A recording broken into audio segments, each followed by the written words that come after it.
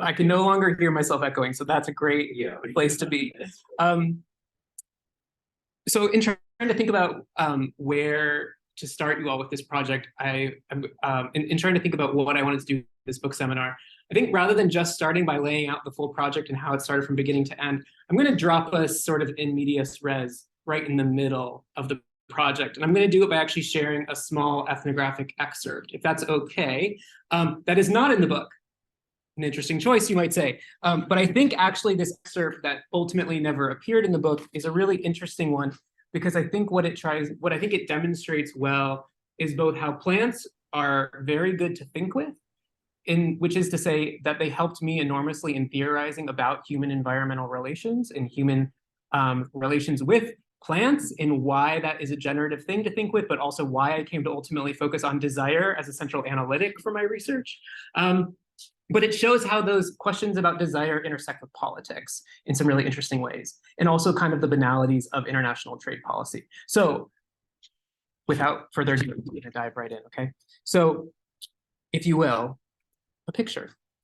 I'm several days into a multi-week trip in the states of Minas Gerais and Bahia, Brazil, with a group of European cactus and succulent enthusiasts as part of my research into the global illicit succulent trade.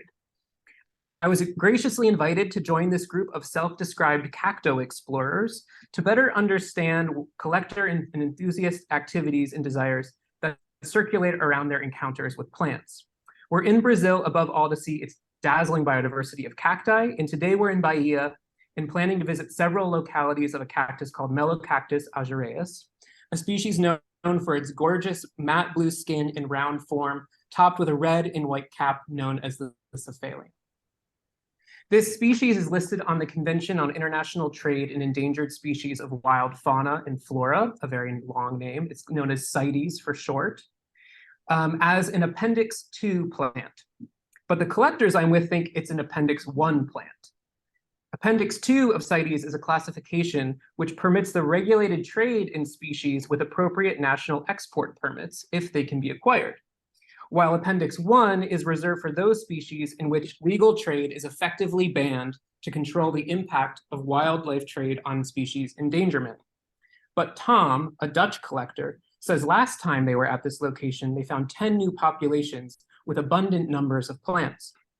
But this reality of abundance isn't reflected in either the IUCN, the International Union for the Conservation of Nature's Red List for the species, which classifies the plant as endangered, or its CITES Appendix 1 listing.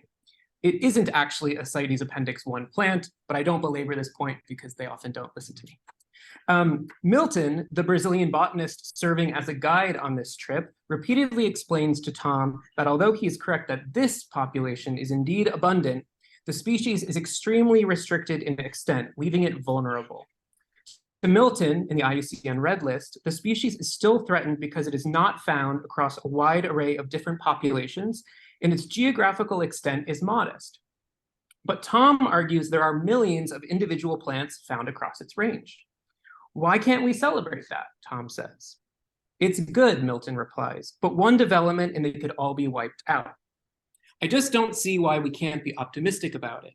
There are millions there now, says Tom, as he walks away to take pictures of more plants. Our first stop of the day is to one of the oldest known locations of the species, but there are only a few plants here now. It used to be a relatively large population, but it was collected, but also people chopped it up and fed it to cattle, Milton tells me. Tom seems defensive at this remark about overcollection.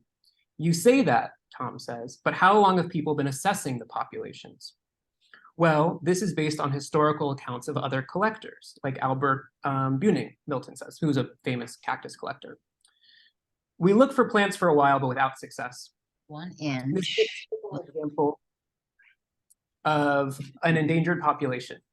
We found 2 plants here 10 years ago, Milton says. Rob, another British cactus collector and enthusiast, thinks he's found it.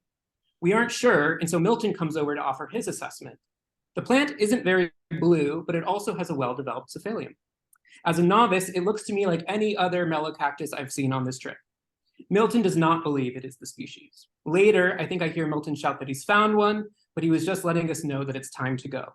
Another well-described, well-loved locality now absent a member of its collective ecology. As I catch up with Milton, he explains that we are next headed to the type locality for the species. A type locality is the location where a physical plant was collected and placed in an herbarium as the species type, the exemplar of the species by which all others will be judged to be a member of the species or not. All plant species have a type specimen somewhere in the world in an herbarium. Until they do, they cannot be formally recognized as species by science.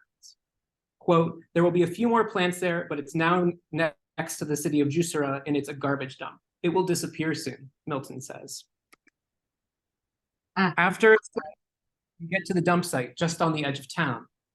Visiting a locality with passionate plant people tends to lend a sense of gravitas and importance to the place that distinguishes it from other locales.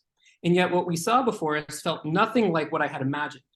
Covered in trash and seemingly serving as an informal dump ground, many cacti were present, but were also entangled in plastic bags, like this one. I was mistaken for imagining that a type locality somehow offered a plant a degree of formal protection. I don't know whether to be impressed or depressed, but Peter went out and said he looked through the mess and saw lots of young plants. Thibaut, a Belgian collector, says to me as we stand together looking at the landscape. Thibaut adores melocacti, and so I ask him if, despite the state of the landscape, if he is happy to see so many. There are never enough melocactus for me, he replies happily. I ask him if he's found any plants bearing fruit. He has, and he will take these home to Belgium. In Brazil, this is an illegal activity. At the same time, it's seen as socially acceptable to all the collectors I'm traveling with, in a way that stealing a living plant would not be. For them, the taking of small quantities of seeds is seen as a way to ensure other people can eventually grow the plants they desire in a way that does not harm the wild population. But other scientists disagree, and today in Mexico, the country with the greatest species richness in cacti, even cactus seeds require a CITES export permit.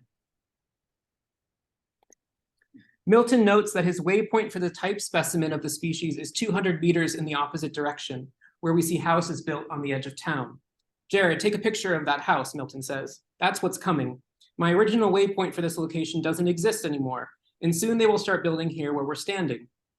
Based on his coordinates, the original type locality is now part of the village. The group discusses if they feel optimistic or pessimistic about this location. Some are happy to see so many cacti, but for others, it's hard to feel optimistic about their fate, covered in plastic bags on the edge of a slowly growing village. All right. Spending an hour weaving our way through the population to take photographs of plants, we leave the locality and drive to a more recently described population teeming with plants, easily tens of thousands of the species or more. By this time in the afternoon, it's over 105 degrees and the sun is beating down. Thibaut ecstatically remarks that this is more melocacti than he's ever seen in his entire life. Amidst this abundance of plants, Tom is keen to demonstrate to me how well the species is doing from a conservation standpoint. Look how many seedlings there are, Jared. More than even last time, I think. Milton is standing with us and disagrees. He explains that all the mature plants we see are a few decades old, and it takes 1 to 2 decades for the species to reach maturity. Our conversation is briefly interrupted by Thibaut, who is looking at plants nearby. There's so many, it's tempting to take one, but I won't, he shouts happily. Tom turns back to me. This place deserves to have its story told loud and clear and everywhere. Based on a prior conversation, I understand him to mean that this abundance of plants should be touted as a success, and that the conservation status of the species should be revisited and downgraded. Tom believes that it's unreasonable for the plant to be listed on CITES and classified as endangered on the red list. For him, it both delegitimizes the scientific authority of these programs and points to a more fundamental issue, the lack of recognition of botanical expertise among the non-professional amateur cactus and succulent hobby community. Why do these assessors give us such a lukewarm assessment, Tom says, turning to Milton in frustration. Because there are no herbarium specimens for the locality, Milton replies. This population, for all intents and purposes, does not exist in the realm of conservation knowledge, because nobody has taken the time to prepare a specimen for the herbarium. Well, I think it stinks, Tom says, and he continues, why don't they come and do an assessment? I just feel it's a lie, and I personally feel it because I'm not a trained botanist. I'm afraid I've always perceived a certain arrogance among the profession, and I think it's a great shame, and I will work hard to fight that. Thibaut, can you do an article for Grusonii about this? It's a cactus magazine. Because Milton is saying that by no means have the assessments taken these kinds of places into account. Thibaut says he would be happy to publish about it in multiple outlets. I want the truth to be known from the organization that is supposed to be bringing us the truth, Tom says. He means here both CITES and the IUCN. By all means, send a verifier if need be, but I'm going to make sure the truth gets out. But the Brazilian assessment only accepts populations with herbarium specimens, so Brazilians haven't accepted this locality, Milton replies. As these tensions begin to rise and continue throughout the day, the conversation is cut short by a sudden yelp from another collector on the trip. Chris has been stabbed in the foot by a cactus spine. Real quick, some intel from our folks that they're seeing your slide with notes. That doesn't bother you? I think you proceed. I'm fine with it. I say nothing bad about anyone. Okay. So that's one way to start this story, because I think it gives you just a sense of what this work actually involved, largely, which was participatory observation, qualitative research, dare we say ethnography, trying to genuinely take seriously the concerns of a broad community of people deeply invested in cactus life, at various times operating within the frameworks of legality, but also illegality, but always, at least in their eyes, in the name of doing conservation work. Okay, so I'm trying to stick with this paradox. And so I think just diving into it is maybe one way to do that. There's another way to tell the beginning of the story of how I came to study this project.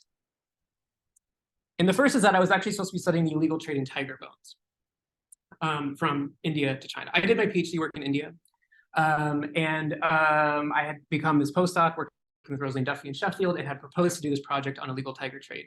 And for various reasons I won't get into due to time, I had been sort of searching for a different kind of wildlife trade subject where I felt like I could actually gain some intimacy in the relations of people involved in these trades to try to meaningfully understand why they were involved in these things. And for a number of key reasons, that didn't feel like it was going to be possible for me within this kind of trade. This is how I start the story in my book. But this is a book seminar, so I get to give you sort of like the bonus content. So there's another way to think about the beginning of this project, and it starts here at the Franklin Park Conservatory in Columbus, Ohio, circa 1996. I'm about 9 or 10 years old, and my mom buys me a cactus. Anyone have one of these as a kid? Anyone have one right now? Excellent. Okay. This is what my mom bought me when I was 9 or 10. I named it Bob. It was my first cactus. It lived in my bedroom window for about a year before an untimely death. I'll tell you more about that in a minute. These are often called moon cacti or lollipop cacti. And the world's largest production of them today is now found in South Korea. Okay. Not a place with native cacti. They were originally developed in the 1980s in Japan. Okay. It's a species that's been worked on with human hands a lot. But what is this cactus? We know it is a moon cactus, but that's not actually a species. It's arguably one of the most successful cacti in the world in terms of biomass. They're everywhere. You can buy one at Home Depot right now, probably for $3.99. Okay, but it's not even really a cactus. Does anyone know what this is? Dragon fruit. Good. You can buy it at the grocery store. Dragon fruit, when it's growing in cultivation, looks like this. Okay. This is the species Selenocerius megalanthus. It's actually an epiphytic cactus. Okay. Originally from Central America and South America. Okay. Growing here in Southeast Asia as a commodity crop, where a lot of dragon fruit is produced today. This is what its flower looks like. Stunning, beautiful plant. This is Selenocerius monocanthus. This is also in the same species. I know. Gorgeous, right?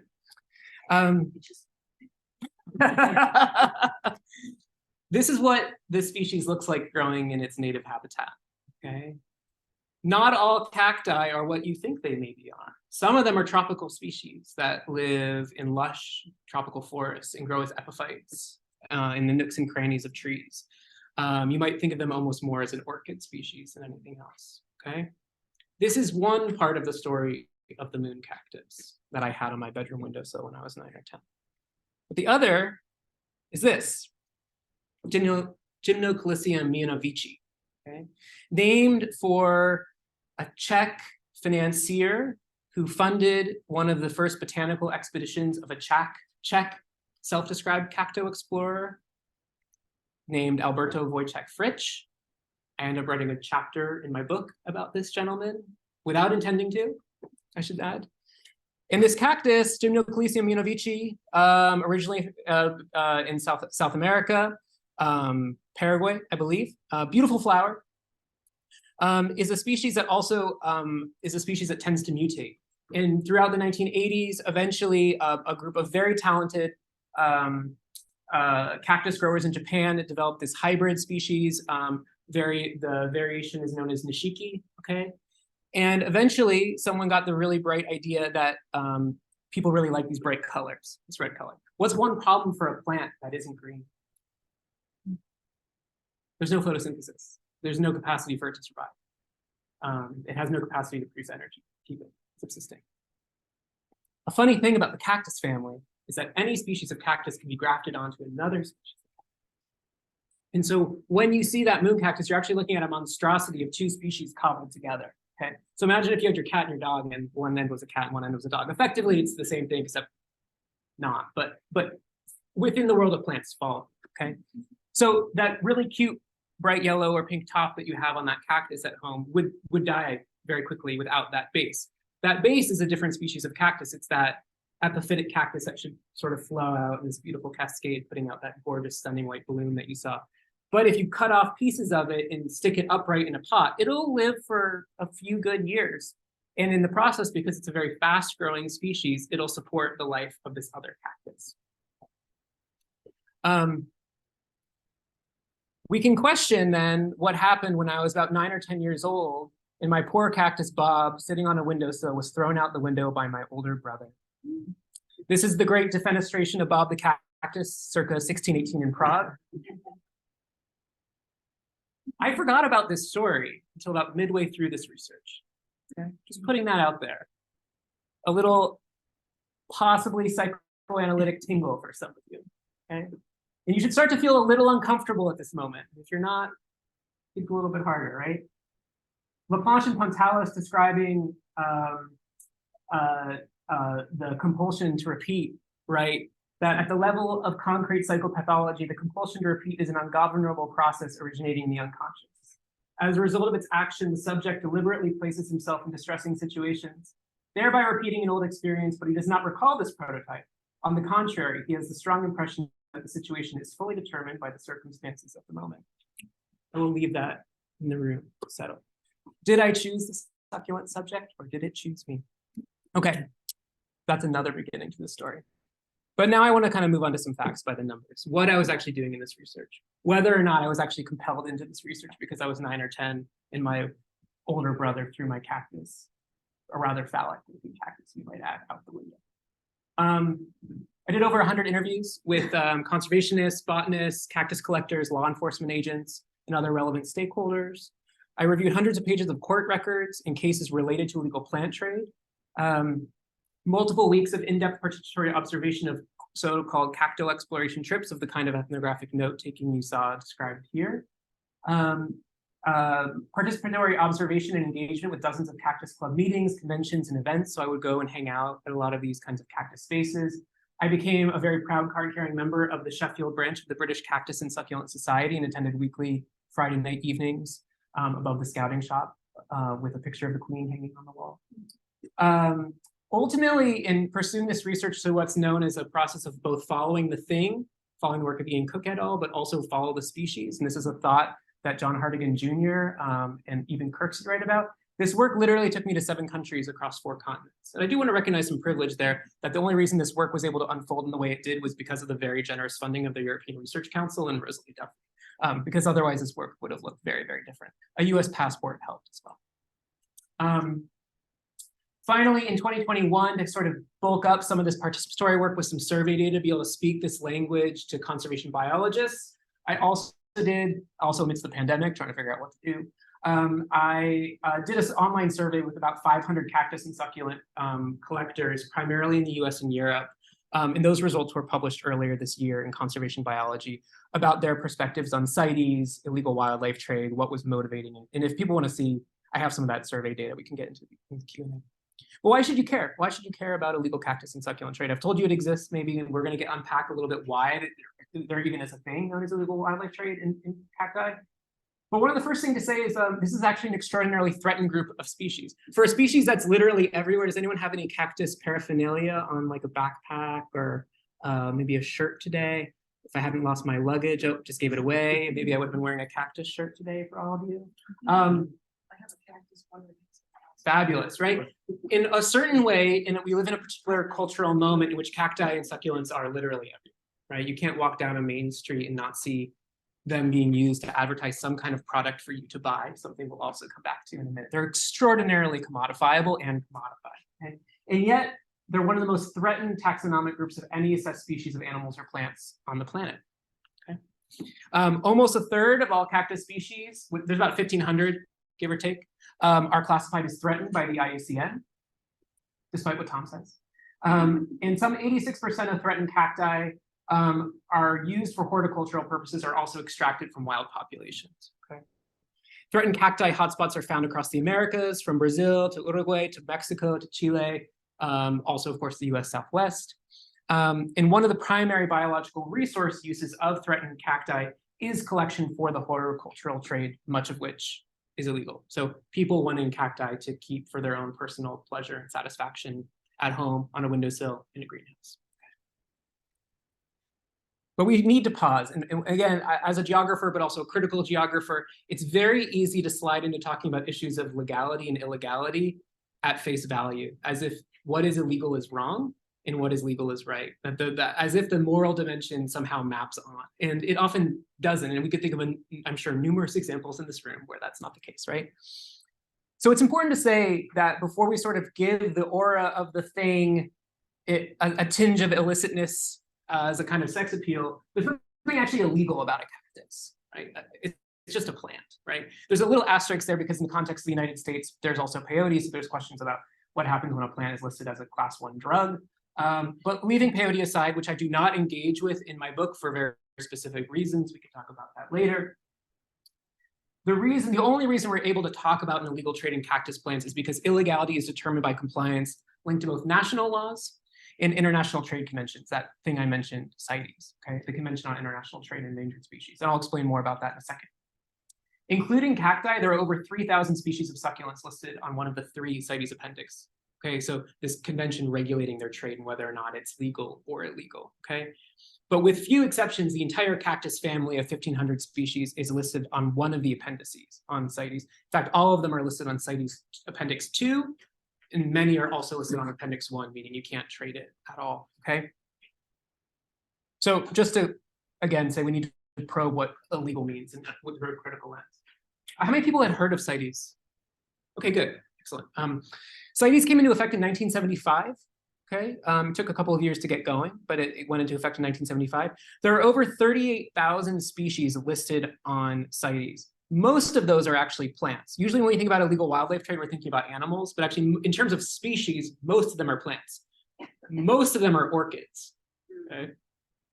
Why are most of them orchids? There are so many species of orchids. We can ask ourselves later, why are there so many species of orchids? And it kind of has a lot to do with collectors and how much they love orchids. All right. Appendix 2 simply means that you require a country export permit for a plant to be traded legally, okay? So if you wanted to buy a plant from a cactus from Mexico, you would need an export permit from the Mexican scientific and management authorities to export that plant from Mexico to, say, the United States or to Europe, okay? Appendix 1, so it's legal, but it's regulated, okay? And so if you don't have those permits, then it becomes illegal. Appendix 1, however, means that import and export permits are required.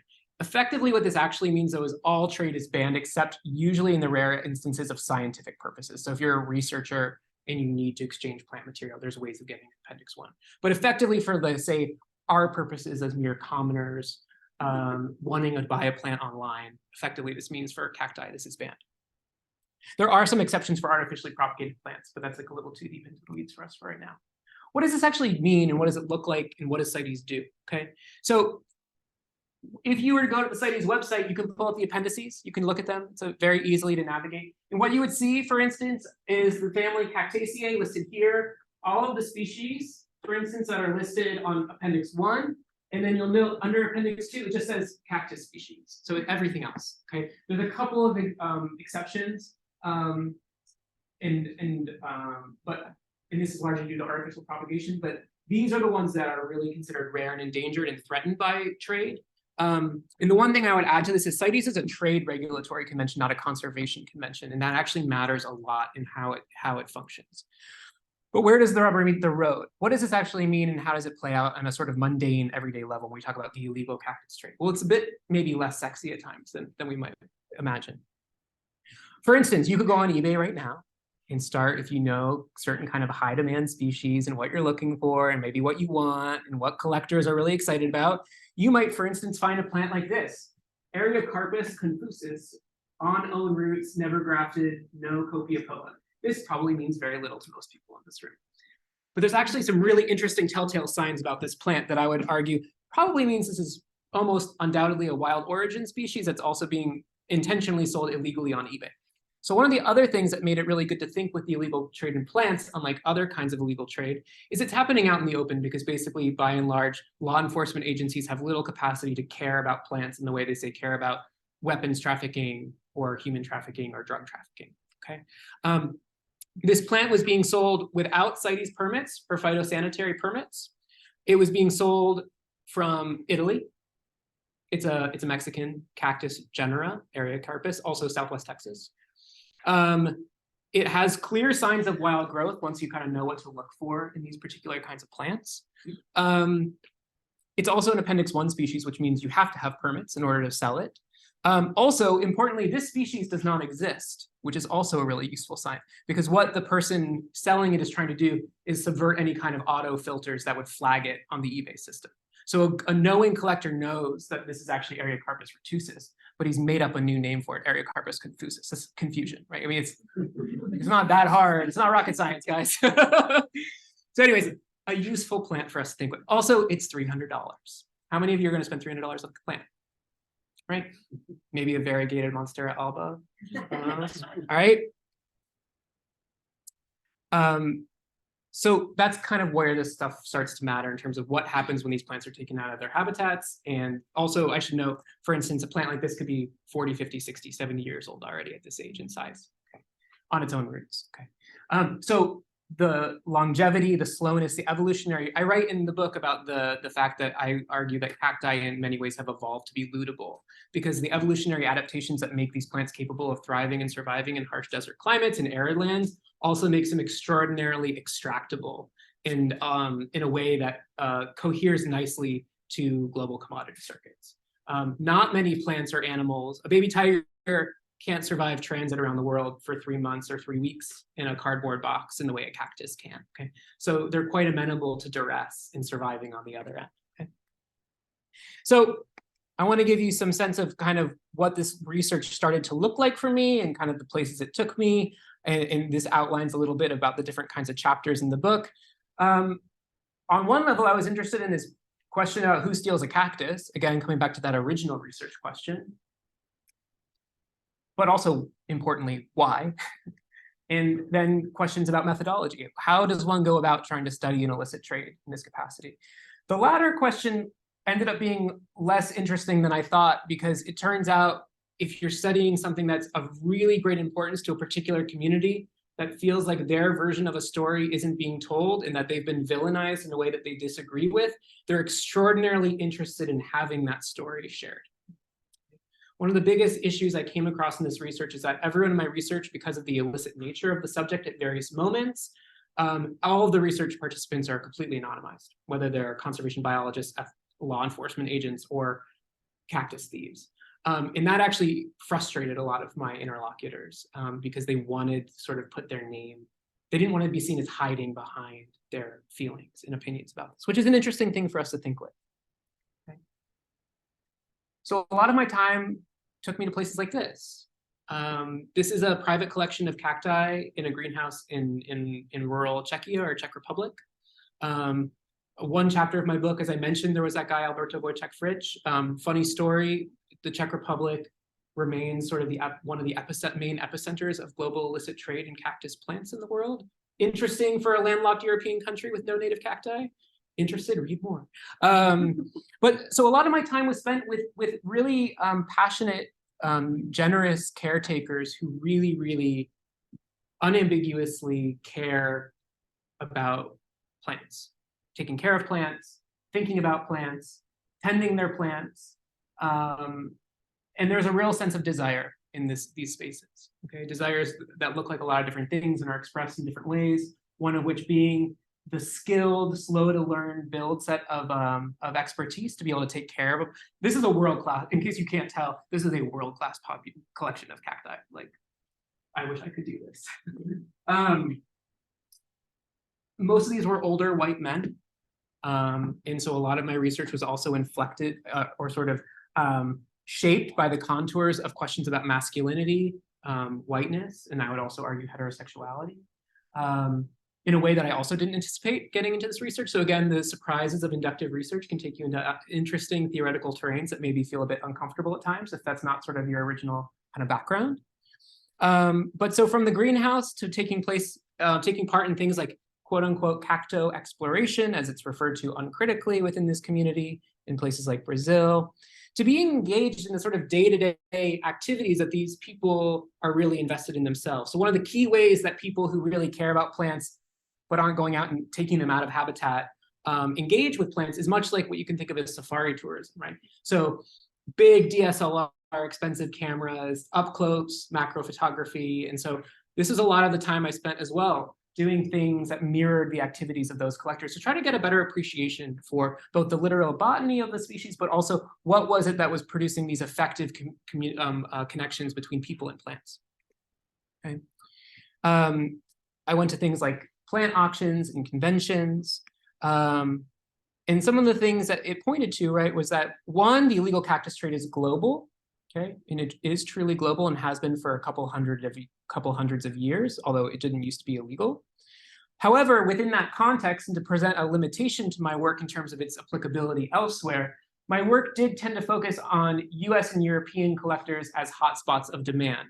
And one of the reasons for this was an intentional act to critically focus away from East Asia as the only kind of regional demand center for forms of illegal wildlife trade.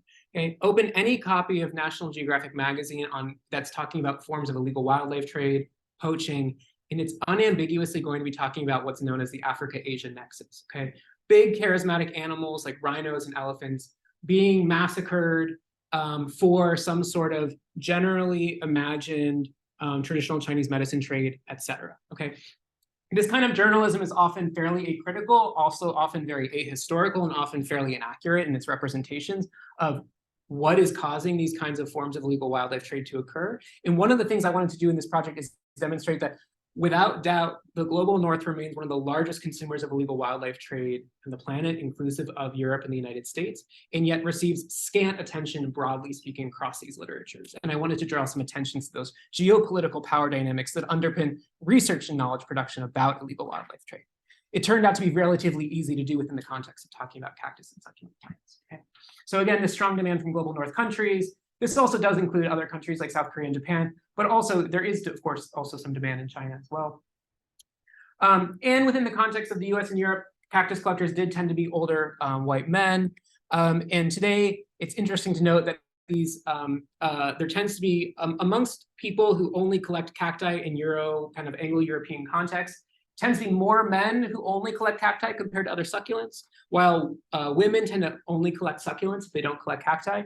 And I bring this up, and I write about this more in depth in a couple of these articles that are down here on these sort of geopolitical dynamics, but also issues of gender and sexuality and masculinity and whiteness. These dynamics are, of course, not universal or set in stone. They are prone to the fluxes of time and fashion. So for instance, in some of my archival research, I found that, for instance, in Baltimore and on the East Coast in general, there was a huge heyday in cactus and succulent collection in the late 1800s, and it was predominantly an activity conducted by women, okay, not men. So these things are prone to shift and change over time. So there's nothing static about this. But for instance, if you are like me to do interviews with cactus and succulent commercial dealers, these things have also been marketed in ways that have been both masculinized and feminized in particular ways, right? Cacti as spiky, armored, phallic, tough, for instance, versus succulents, which are seen as soft, pinchable, and cute. Okay, so there was interesting dynamics around this. So plant collection, like many things, can be gendered, but that doesn't mean it's fixed in any way to gender. Okay. This was also, relatively speaking, more formally educated community, which also brings in some interesting dynamics about illegal wildlife trades as well. And so to shift gears a little bit, I want to think about now this why question in particular. And here I'll point to this quote that says, most of us will be quite happy with a cultured or grafted plant, but there will always be those who want the real thing.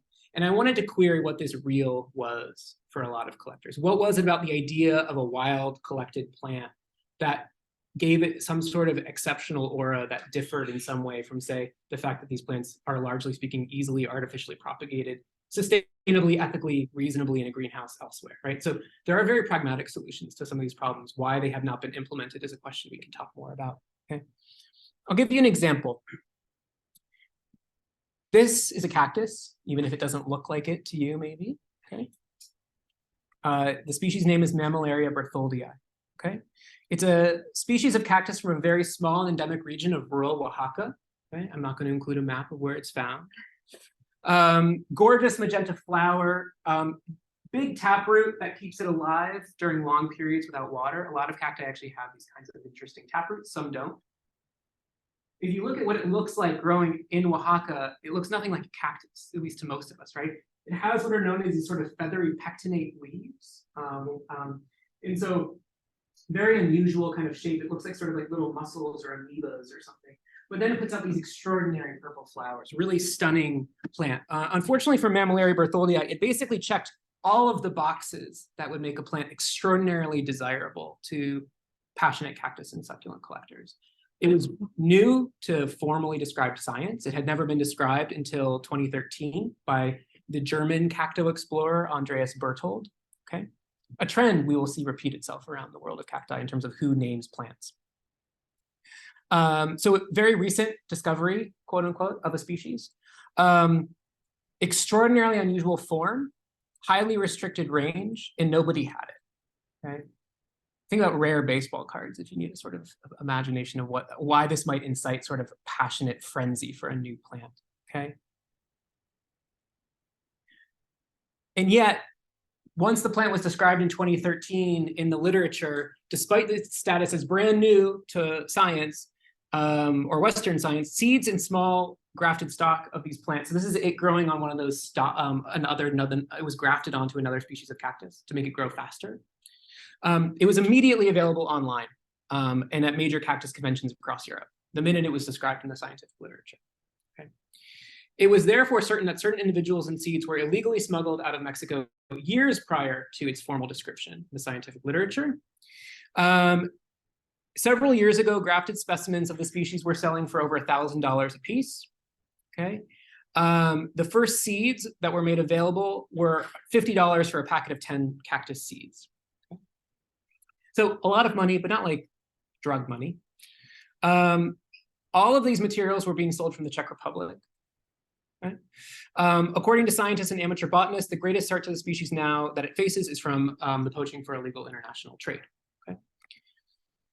The year after the plant was first formally described, there was a description about the sort of discovery of the species in a popular cactus magazine, and another German writer about cacti wrote, "Undoubtedly, we are the biggest threat to Mammillaria bertholdii at the site, all cactus enthusiasts and all who think they are. It's the urge, the craving to possess everything that is new and still has the appearance of the unusual." And in this article, this cactus enthusiast was trying to make a plea to other cactus enthusiasts to not engage in going out and trying to find this plant in habitat and taking it in from the wild. Okay. But as I mentioned, this plant was already being sold at a time when Mexico had not even yet formally listed it on its list of species. So there was no way that permits were ever being given for it. To this day, there's never been a single export permit for the species Mammillaria bertholdii, and yet you could all buy it on eBay right now if you wanted to from the United States. Okay. Within a matter of years of this moment happening in 2013, which was a big moment in the world of cactus and succulent enthusiasts, the price for this cactus fell from between $5 and $25. You can buy this plant for $5 now. not expensive. The people who first stole Mammillaria bertholdii out of Mexico told me one day, as I toured yet another world-class collection of cacti in the Czech Republic, that they were responsible for this rapid price crash, and that by providing cultivated plants and seeds for the market, they were averting a rush of collectors seeking out wild-grown plants in Oaxaca. If not for us, this plant might already be extinct in the wild, and yet we are made out as conservation criminals. The Czech cactus dealer declared to me one day. But all of this was entirely illegal, remains illegal, and much to the consternation of Mexican conservation authorities who see these guys as sort of enemy number one. Okay, so collections like plants speak back to some interesting questions about desire. Okay,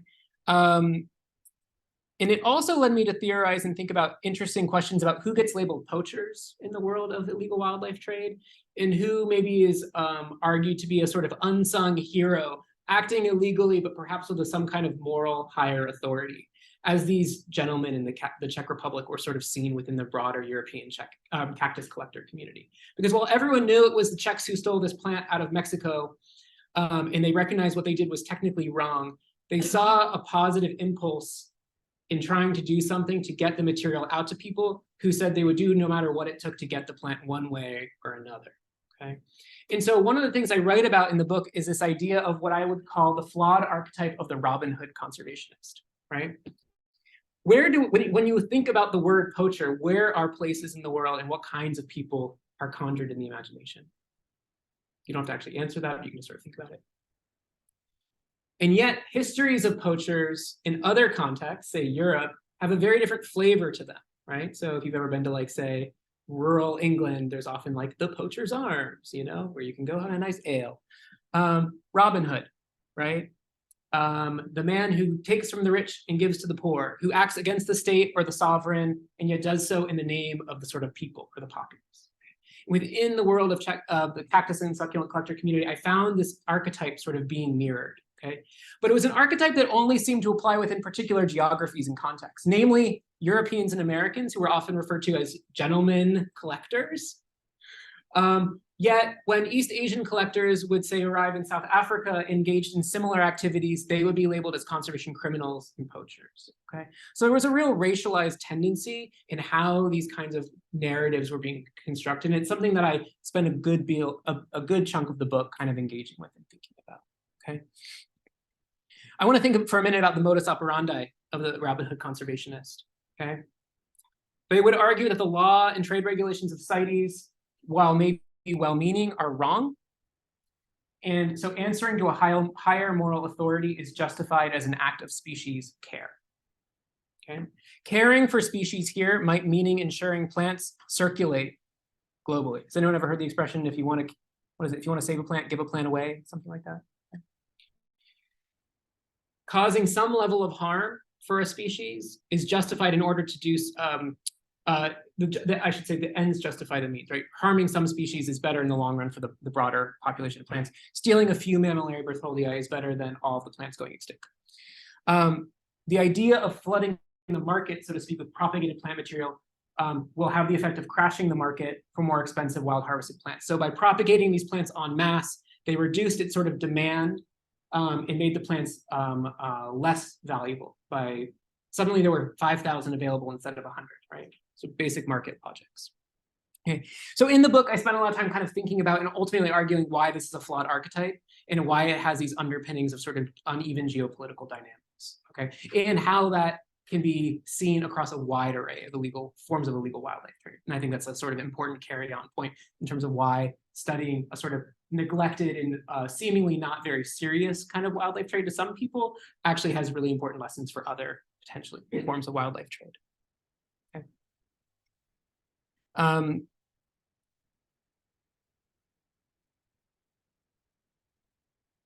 I'm looking at the time. How much time do I have? An hour? We usually try to 40. finish by 4 so we can have Q&A. Perfect. So what I'm going to do, instead of going through my last little slice for all of you, is say that all of this I've been sort of dropping little kernels to suggest led me towards a body of literature that I would have never expected to read as a political ecologist and geographer before I started this project. in the context for this, and I'll sort of just leave it there as a thought, is that I kept coming back from these meetings with cactus collectors and these men, spending time with them in their greenhouses and their lovingly cared for plants, and making jokes to my colleagues.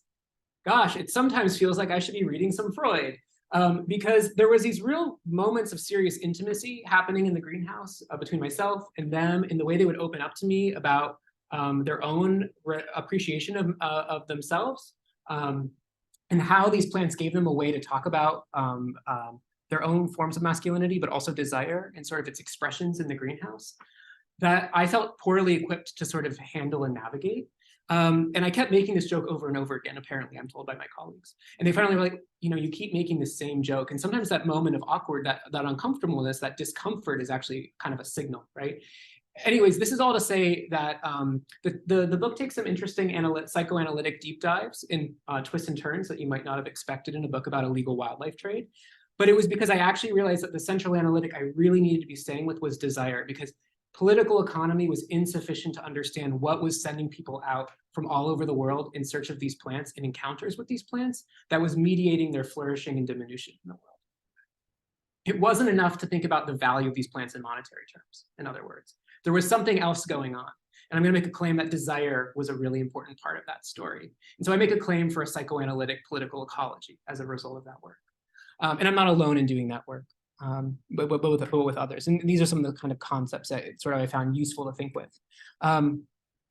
So rather than sort of share that last anecdote, I will say that I recently had an article come out in the journal Earth Island Journal. If anyone's ever seen this journal, it's like an environmental magazine. It's a popular magazine. But I write about questions about what does it mean to care for cacti in this case. And it's actually an adaptation from chapter 2 of my book. But that's online and for free and available if anyone's interested in it. But what I do in that chapter is tell the story about how I learned about desire for looking for the last of a species and what it meant to contend with extinction face to face by encountering literally the last of a species that was being unmade in the world because of cactus collectors' desires for it. And yet how that also taught me about the impulse to save plants, and how the impulse of collectors to save plants in interesting ways mirrors the impulse of conservationists to save species, yet results in dramatically different kinds of outcomes about what does it mean to save a species, okay? So I'm gonna skip through that because of time. So now we're nearly there. So just to wrap up with a couple of kind of conclusions and other things I unravel in the book to think with. I make this argument that attention to desire offers insights into what can appear as contradictory behaviors and perspectives within ornamental plant collecting communities, but also for political ecology as a discipline as well, interested in the production of uneven environmental outcomes along axes of power, okay? And so I make a claim for psychoanalytic political ecologies as an emerging and important area of inquiry into how humans navigate and understand their relations for environmental change. As much as the political economy and geopolitics was really important for my project, I had to stick with desire as the ultimate framing for what moved me into different places and why I ended up in the Czech Republic and also South Korea in this project. On a policy and practical level, I'm going to make a claim throughout the book that prohibition as an impulse to save species may not and does not necessarily lead towards the most effective conservation outcomes. And here, on an academic level, I'm in conversation with a lot of researchers who've studied various forms of illegal activities to say that we know from empirical examples around the world, say the war on drugs, that prohibition doesn't usually actually work, and conservationists have struggled with this concept. And I have to stay with this idea of saving and what that means in its politics to try to unravel that. Last, and sort of in addition, there was something really important about understanding the role of the unconscious in all these stories for understanding sort of these more than human geographies. And also that care is complicated. Care is not only benign, and care can entail harm and violence. And again, I'm thinking here with a number of scholars like Lindsay who thought about these questions. And it indexes a wide array of affects and practices with political consequences as well, including for things like cacti. Okay. Now, because I often get these questions when I give talks about this topic, and because a lot of this is quite academic, for those of you who also like taking care of plants, I like to offer just some very basic things that I also learned, because people sometimes like to ask, right? you probably don't have a legal cacti home right now. I often get that question, do I have to throw out all my plants? Like, no. I also think caring for plants is excellent. And so, again, along those lines of prohibition, a lot of people think that suddenly I'm suggesting that people shouldn't care for plants as a way of engaging with species. There are just simply ways that you can do it, I would argue, along an axis of sort of ethics and sustainability. So, don't take rare plants from habitat. That's like not a good thing to do. But be sure where you're purchasing plants from, but even better, don't buy them and find them through networks of people who propagate and artificially produce plants. And don't buy really suspect, dubious-looking plants online from eBay. It's like not a good choice. Okay. So with that, I'll just add, this is the book. In case anyone actually is interested in it, this is a code, so you can get it for really cheap. It's like 14 bucks with this, so it's not so bad. And because there's a lot at the end that I skipped over, I think what I'll do is slide into sort of more time for Q&A, because I have a lot of backslides too that we can get into that kind of get into the weeds of some of the sort of things I touched on.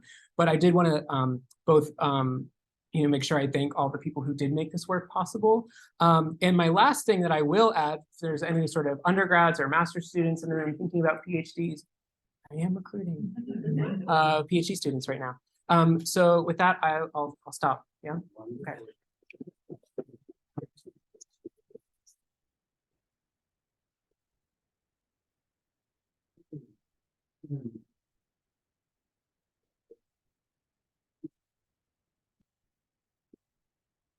Sometimes you ask students and it's kind of mixing things out right now, but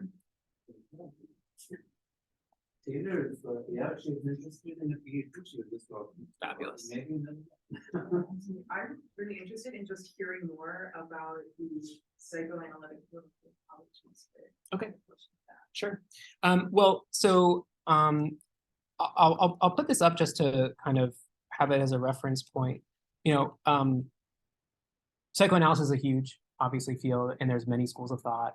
I was particularly drawn, and we could maybe talk later about why in particular, but Lacanian psychoanalytic frameworks, but Freudian Lacanian in particular. In one of those reasons is actually interesting in that there's a research bias within geography. Psychoanalytic geography is actually a very robust subfield of geography. It just was one that I had not encountered before. And so this was a really generous space for me. So I am not a lone ranger out here. Like, there's a really beautiful community, and my work has been very much informed by some really fantastic thinkers thinking about how the unconscious is not this very dark, deep cave that's completely inaccessible to us in the dark recesses of our mind, but is actually something that we can see expressed before us.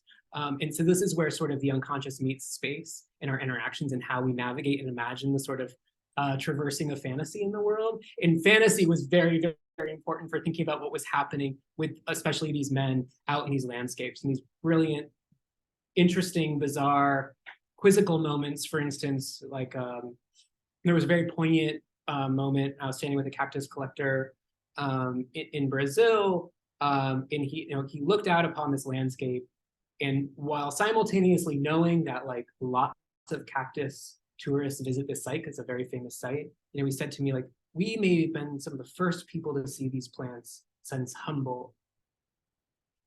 Like Alexander von Humboldt, hundreds of years before, like maybe too in the future, people will write about our travels. Right? So there was this desire for inscription of the self in landscape that clearly was tapping into something about his interests in both being preserved in memory and not being forgotten. So we can think here about issues like the death drive, but also why, for instance, people collect in the first place. So I have to spend the first chapter of the book a fair bit of time explaining, why do people collect things? How many people here have a collection? Relatively few.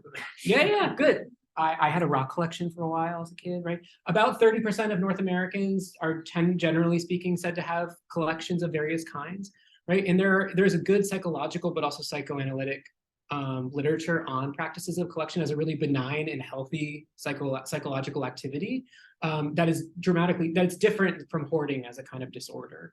So it was important for me to really sit with collection as a practice academically. And so I had to read a lot of things that I had not did not have on my radar as things to be reading. And so that's kind of how this took me down some of those rabbit holes. But I'm also completely sold on it as an extraordinarily powerful analytical framework that I'm pretty heavily invested in now intellectually, and I'm continuing to think with in Yeah. I can see some commonalities with the minerals work we're doing, illicit mineral trade, where some of it is very instrumental, like where Margulies work is around illicit trade of rare earth minerals for technology. But there's a lot of illicit trade of gemstones, which is very similar, same cycle and then gets around. Yeah. And now imagine a gemstone that's worth like $5 and try to make even more sense of it, right? Yeah. So, question? Yes. I actually have a question. Thank you so much for your talk. Julie. And one of the things that we found in interviewing law enforcement is that it really depends on the agency whether or not they have like a person or if it's somebody else who great has been like tasked with looking at the mineral situation. And so I wonder, like in your interviews, did you run into anyone who was like the plant person? Yeah. There's some at best there's sometimes one. It's okay. At best there's sometimes one, and they're normally overextended. And think about the fact that there's sometimes one plant person, right? Like for 38,000 species on CITES, right? So the practicalities of regulating these trades is a Sisyphean task in terms of law enforcement. Like that's one. So one answer is about law enforcement. Like practically speaking, it is extraordinarily hard to regulate because first of all, a cactus seed. Also, if you're going to regulate cactus seeds, I have feelings about the cactus. There's like a variety of axes of questions about the cactus seed debate, as I call it in the book. They're the size of a sesame seed, largely speaking, and you know. So here's another fun thing I get to share and say at a book seminar that I felt uncomfortable sharing in the book. After my time with these so I spent several weeks in Czechia with these kind of fairly notorious wild cactus guys. And I opened my suitcase when I got home to the UK. I was living in the UK at the time for this research. And they had put these little packets of Mexican cactus seeds in my luggage that are all CITES Appendix 1. And they said, hope you had a nice trip. And the purpose for them, so one, like very Czech activity, like they love mischief and hijinks. Mystiface, but their point was well made, right? Who on earth at an airport where you're scanning through thousands of people, you know, every day is gonna even have the time to look for this, or to even think, oh, is this a CITES Appendix 1, like black dot, right? You know, so there's some regulatory issues there. But then conversely, when I was in the Czech Republic and I met with the CITES law enforcement folks, you know, I walked into their office and they showed me a bunch of turtle shells on their table, and they said, are you by any chance a turtle expert? Because we don't know what these are, and so we can't make a case until we know what the species is. Like that's the state of affairs for illegal wildlife trade issues, right? Like in terms of expertise, funding, you know, it's just not, the amount of capacity that's not there is pretty astounding. You know? So a lot of these plants will get confiscated at best, and they end up somewhere like the US Botanical Garden in DC under lock and key for the rest of their lives. They're never rematriated back to the country of origin, and then they just eventually die. And that's sort of the banal machinations of law enforcement and the illegal wildlife trade with plants today. Can I ask a quick follow-up? Is there anyone in jail for cactus wrangling? Sure is. Really? And was it for cactus wrangling or was it for like tax evasion? Great question. Midway through relatively early actually in my work, I was at an IUCN red listing workshop for agave in Querétaro in Mexico. And while I was there, I met a botanist from San Diego who said, you need to stop what you're doing and you need to come to California. This Dudleya farinosa succulent trade is blowing up and thousands of plants are being ripped out of the California coastline and they're all going to Korea and nobody knows why, and they're all going to go extinct. And you have to go and figure it out for us. And I was like, well, this is bizarre. I ended up spending about a month and a half in California, or a month in California, interviewing law enforcement agents, botanists, conservationists, trying to understand what on earth was happening. Eventually that work took me to South Korea for another month to try to follow that case because I couldn't really answer the questions that I had. But in particular, the most notorious case who I write about. So originally this was going to be one chapter. My book spiraled into 3. So the second half of the book basically is a following of an emergent illegal succulent trade. And unexpectedly, almost broadly speaking, one actor in particular who is now sitting in jail in Northern California. And probably the most serious prosecution in US, probably global history in illegal wildlife trade prosecution related to plants. But he was sentenced to a couple of years in prison in the US after having already served a year in Cape Town, in a Cape Town prison in South Africa, where he had done the same thing. So one of the things I also learned through this project is an extraordinarily few number of bad actors can have an extraordinarily profound impact on species that have evolved in particular ways that make them more eludable in illegal wildlife trade. So yeah, there are some people that are sitting in jail, but mostly, for the most part, no. And it's slap on the wrist, $500 at best, and very little disincentivization to not do it. But I'm also very critical of those practices too, so it's complicated. But yeah. One question I had was regarding, you brought up the point about these people wanting to go to the wild, saying like we want the wild, the real thing. Yeah. And we have this in the minerals arena too. It's we call it provenance. Like yeah. Knowing provenance. basically where did the gem come from. And right now, a lot of the calls I get from journalists is about comparing mined diamonds and synthetic diamonds. Synthetic diamonds are chemically identical. They're actually better than mined diamonds. You can have a perfect synthetic stone, which is exactly 100% carbon, but people don't want the provenance. They want it like they want the story. It came from that mine in Botswana. I'm curious who these buyers are. So, because that resonates really strongly within my project, but it only resonates within particular geographies. So, and this also again comes back to these questions about racialization and geopolitics, because the folks who are obsessed with provenance and the cactus and succulent trade are basically the European and American collectors who keep little tags with, this is the latitude and longitude coordinate and the name of the village that this plant 3 generations ago came from, that was brought first to Belgium by Alfred Boening in 1926, and then was begotten to very hardcore provenance. So there's actually someone in the UK who sells his plants at an upcharge, and his plants are called plants with data, and they're worth more because he sells plants with provenance with that intellectual data. When I went to South Korea to try to understand why were all these California succulents ending up in South Korea, long story short, they weren't just ending up in South Korea. It was a global network of circulation of plants. A lot of them probably ended up back in the US. That was not a thing at all. It was all about aesthetics and beauty. And I think unfortunately I did not include a photo here of what those Korean succulent greenhouses look like, because they're world class, incredible. But they laughed at this proposition that people would care about plants. Most of the people who were buying these Dahlia farinosa, this is a succulent species from California, they maybe knew it came from the US or maybe Mexico. A lot of people didn't even know. It was just a pretty plant, and they liked it, and it was available.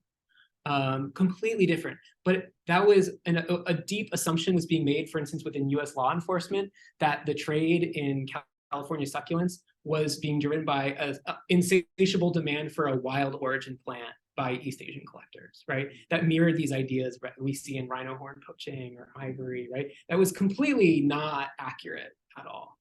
But the narrative felt so aligned and easy for folks, they just kind of went along with it in ways that were quite harmful, I think.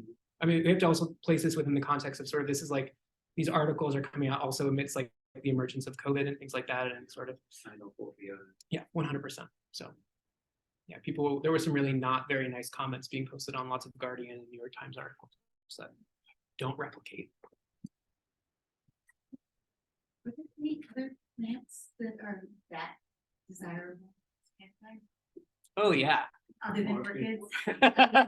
Right, everyone knows the orchid thief. right? Yeah.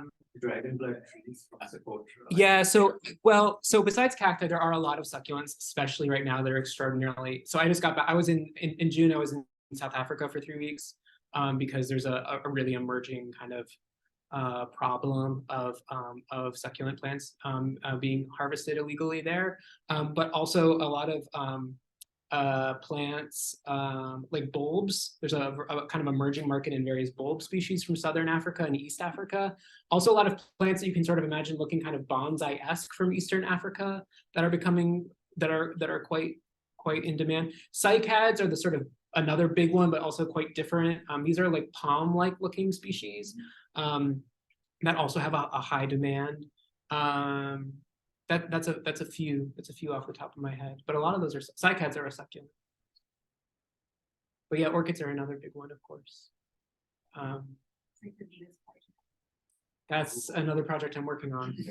I guess I do plant stuff now. This is yeah. For those who don't know, I used to study tiger conservation, so it's been a journey. Oh yeah, so I've been doing some work with the Venus flytrap conservation community around issues of flytrap harvesting. It is a big deal, and it's happened for a long time. I have to ask this. I'm maybe confused. Some of the statistics you were saying was that cacti and succulents are basically almost extinct. There's the most endangered species. So does it mean that it's extinct in the wild? Is that what it means? Yeah. Because obviously, Absolutely. They are far from being. They're doing great. Okay, so Yeah. I mean, if we care about, if all all we care about is biomass, the golden barrel cactus is winning the game, right? I mean, go to Phoenix suburbs, you know, these cacti are crushing it. Do they matter ecologically? The original range of the golden barrel cactus has been almost completely wiped out due to dam projects. But they are thriving as propagated clonal varieties, but they have very little genetic diversity. Functionally, for conservationists, they are uninteresting because they, again, are lacking that genetic diversity. And so they're largely clonal, they're being produced in tissue culture labs. And so they're not in necessarily the kind of ecological relations necessarily. Now, that being said, that doesn't mean that they're not living things that still matter. But a lot of these species are, yeah, relatively speaking, maybe threatened in the wild, but doing. There are a number of Czech greenhouses I went to that had more individual plants of a particular species than there are in Mexico. In one greenhouse. I can't understand if these guys you're talking about are the bad guys or not, because I feel like there's no, I don't know, I don't get the conclusion of like, so is this bad or not? I can't believe that a handful of like less than 100 white men from Czech Republic can be responsible for the disappearance of the species. And it's important to note it's not, yeah, and it's not just the Czechs, I should say this, although the Mexican authorities really have it out for the Czechs. But it's actually a lot of people from all over the place. Important example being, like, for instance, the former head of the LA Cactus and Succulent Society, arguably the biggest in the United States, a couple of years ago was caught with thousands of species from South Africa in his luggage heading back to the United States. Slap on the wrist, paid a small fine. People still went to defend his activities in the US. He presented plants at the last big LA cactus show without problems, despite letters being written by conservationists against him, you know, and then yet other people ended up spending, you know, serious jail time. And lives are now being upended within South Africa, where you're having especially young Black men being put in jail, in like the keys being thrown away because they're taking plants. So there's like these the seeds are taken and propagated, the plant doesn't die. I'm yeah, not sure I no, understand exactly. I should start asking like people to vote on like who thinks that I agree with this versus this. It's like the zoo controversy, but yeah. you know, like, should we have the zoos for conservation? And there's another ethical element in terms of, you know, the cacti don't feel, maybe they do, but you know, with the animals, it's a much bigger issue with reference to.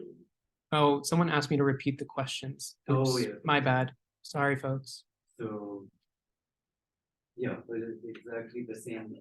Yeah, so I will say this. I definitely started out the project with particular feelings about CITES and its efficacy, and they have shifted over time towards, I would argue, a complex pragmatism. CITES was developed in 1975 before the internet, and it has not really adapted and it does not have a lot of capacity in its current forms to respond nimbly to the reality that you can take a plant from Mexico, put it in a box, and send it via FedEx around the world in 3 days. And that was just not something that, and also that this trade is now all happening on WhatsApp, basically. You know, so when I was in South Africa recently, you know, I met these young men in this very rural place in the succulent Karoo, northern South Africa, who were on WhatsApp with Chinese buyers who would send someone to just come get the plants from them, right? That CITES has very little capacity to respond to something where people are that globally connected with that much facility to move very easily launderable material around the world. So my critiques of CITES are not to suggest that it's a poorly formed convention or not with good intent, but I do think that there's a growing number of people in the conservation policy community who recognize that there is a need for reform, maybe it's a good word for it. Thank you for the presentation. I sort of had a question on the same lines. What are the sort of conservation efforts that are being put forward apart from law enforcement? And when you went to study these locations, what were the local communities giving you as? Great Are question. those protected lands, biospheres? Do they connect to those species with cacti species? Yeah, so this is I'm really glad you asked that question, and I'm surprised I'm not asked it more. One of the things that got shifted in this project because of COVID was a plan for another long field work season in Oaxaca to try to understand local understandings of this dynamic and problem. That unfortunately never happened, and ultimately what I decided was, in shaping the book, I was focused on this very specific kind of set of communities, and that is another really important project that was not able to sort of, for a variety of reasons, happen in a way that I think is both really important, but I wasn't able to do justice with the amount of time I had left and afforded to me. So there are some very important silences in the book in terms of what perspectives are not being represented, and that is something I ultimately just had to decide I was okay with as a major limitation of the work. That's an important kind of next project. One of the things I will say is, one of the things that I think pragmatically, and there's a variety of people who've been writing and talking about this for a long time, is, you know, one of the principal issues at play here is you have species that have value growing in places that oftentimes overlap with severe issues of marginality and lack of political power. And these are longue durée issues. For instance, why, for instance, rural communities in Oaxaca, even if they wanted to start growing these plants and sustainably propagating and selling these plants, are not able to compete on the international marketplace, and why it is that the Netherlands remains, like, you know, the dominant force in propagating cacti around the world, you know? So the specter of colonialism haunts all of these topics, but ultimately it's a huge limitation of the book, that I rather than sort of give you crumbles of, I'm just gonna say, like, yeah, COVID was a shame. Yeah, really important question. I was actually gonna ask you specifically about the spectrum of colonialism, because I was thinking throughout your talk about the origins of botanical collecting and empire. Yeah. You know, I'm familiar with this most in the context of the British Empire, but this pattern of European colonizers seeking out plants and making considered exotic and out to create botanical gardens. And so I would just be interested to hear your thoughts on kind of connecting that to something like watching that. Absolutely. I mean, one of the things that's important to note, right, is, you know, so for instance, if you were to say visit the Huntington Botanical Garden in LA, Pasadena, one of the most extraordinary cactus and succulent collections in the world, you know, those were all plants taken from these countries that was simply at a time before CITES existed. So it was the same practices and dynamics happening. It was just considered acceptable for colonial powers, broadly speaking, to take stuff from other places to the benefit of empire, right? So Kew, obviously an important site for me. Yeah, so that's there. And one of the things I write about in chapter 3 about the story of how and why is it that the Czech Republic becomes this epicenter of illicit trade is this interesting literature on the sort of Czech quest for its own version of soft colonialism, because they were never a colonial power. And one of the ways in which they could imagine that sort of fantasy was through, for instance, scientific expertise in South America and other places. So Alberto Wojciech Fritsch, who is, I showed at the beginning of the talk, who's the person who first described Gymnocalycium mianovici. He names it for the financier who pays for his trip. is the icon of the Czechoslovak succulent and collecting community today. So if you there's an annual award for the greatest cactus grower in Czechia and in Slovakia today, and the award is called the Golden Fritsch. And you get a plaque of him that you can put on your greenhouse, right? And so these histories are very not deep. I mean, in the sense that they're very at the surface in presenting themselves, or at least they presented themselves to me in a way that felt quite obvious. Or this moment with this British collector being like, we're like Humboldt, no one has ever been here before. And it's like, there's a village right there. Like, there have always been people here. And I write about that colonial fantasy quite a bit at different moments in the book. A German missionary, for instance, who also was a cactus enthusiast and extraordinarily important cactus collector, has about 9 or 10 species named for him across Mexico today. Who I pull out this one quote in depth talking about his encounters with a related species to Dudleya farinosa, the one from California called Dudleya bacophytum. So part of that 3-chapter triptych is about trying to understand how these plants in different places were related and entwined with one another. And he describes encountering the species for the first time as in quite biblical terms of encountering the sublime, in ways that don't require even analysis, right? Like he's just like, I encountered the sublime, and God himself shown himself to me through this plant. And I was the first, the article is called Encounters in a Virgin Landscape. And it's a cliff that has 10,000 years of archaeological history, that was colonized by the Spanish with a village underneath of it. And he also had read 2 articles by other botanists who had been to the site in the last 3 years.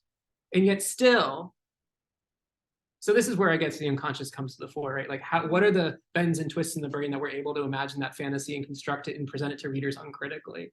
So yeah, it's all over. It's all over it. Yeah. Or a bit of a long, winding answer. What are the impacts on the local ecology of particular plants? So one of the things that I was astonished, so I'm not a botanist, I've had to learn a lot of cactus botany, but one of the things I was really astonished by naively as a social scientist studying and spending a lot of time studying with botanists and conservation practitioners was how absolutely little we know about plant ecologies still in the world, even just like basic science of description. The number of, I kind of assumed if you were a botanist and you formally described a species, that like this was like the biggest deal, you know? And every botanist I met was like, oh yeah, no, I have a back catalog about like 15 or 20 new species that aren't described in the scientific literature yet. I just don't have time to describe them. And also like, you can't even publish that in peer-reviewed journals anymore because it's not valued as scientific knowledge. They usually end up publishing it in sort of hobbyist magazines, like serious hobbyist magazines. So little is known about the ecological relations many of these plants keep. Basic issue, like what pollinates particular cacti is often not known at all. Soil mycorrhizal issues are hardly studied. I was astounded by the amount of lack of knowledge. And this is a part of the political economy of what kind of science is valued today. But I mean, where are the botany programs anymore? Very few. And that there's I'm not a botanist, so I feel like I can make this pitch, but like I found it really surprising and concerning how little, there is so much we don't, you know, there is so much that, you know, is still not known about a lot of these plants. Yeah, I had a journalist ask me about what's the ecological consequence of the Dudleya farinosa being ripped out of the California coastline. It's like, well, aside from erosion control, because it's a coastal dwelling species, nobody even knows.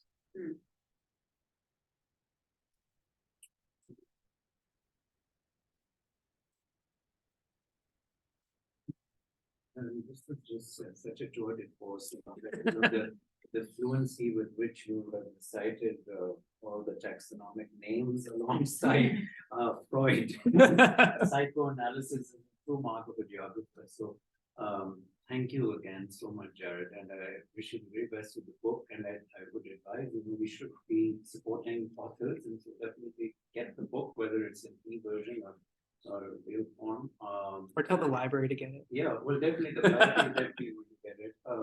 And yeah. Yeah, I mean, I think also with the University of Minnesota Press, is very good press for geography books for those of you who be publishing, and the Megas book, I think, was published by them. So yes, congratulations. Thank you.